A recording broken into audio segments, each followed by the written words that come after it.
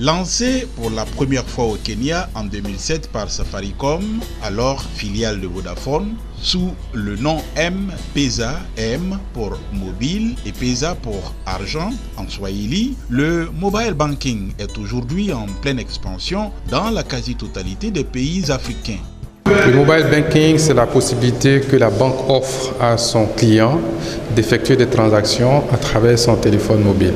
Ils étaient 4 professionnels à échanger sur les enjeux et opportunités du mobile banking pour le système bancaire et financier. Leur secteur concerné, téléphonie mobile, institutions de développement, autorités publiques et banques. Avec exemple à l'appui, la société Ecobank a partagé son expérience en matière de mobile banking qui lui a permis de compléter son offre de services financiers. Aujourd'hui, la banque veut rattraper un retard, le retard dans la souscription des clients à ces services. Nous constatons qu'aujourd'hui, avec le mobile, avec le téléphone mobile, on a beaucoup plus de clients qui souscrivent à des services, que ce soit pour des paiements en ligne, que ce soit pour des paiements de frais médicaux. Et donc, c'est un outil, c'est un moyen pour nous de passer par ce canal pour également atteindre notre clientèle.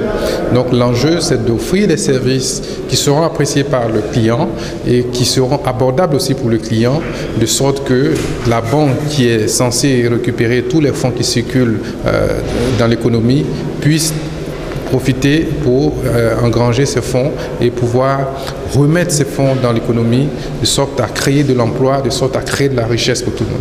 Le mobile banking n'a pas que d'avantages pour les banques. C'est également un outil d'inclusion financière, rappelle la Banque africaine de développement, BAD. Mais le secteur où les opportunités de la banque via le téléphone portable sont les plus observables est celui de la téléphonie mobile. Occasion pour la société MTN Côte d'Ivoire de faire un lien entre le mobile money et le mobile banking, notamment dans le secteur agricole.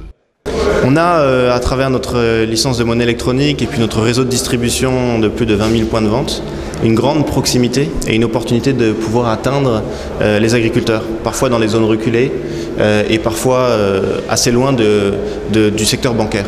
Et donc la complémentarité qu'on voit véritablement avec les banques, c'est que Mobile Money soit au plus proche des agriculteurs, et que les banques nous aident pour fournir des services nécessaires au développement du secteur agricole, notamment le prêt et notamment l'épargne, et qu'ensemble on puisse digitaliser le monde de l'agriculture et véritablement réduire les coûts opérationnels pour le premier secteur de Côte d'Ivoire.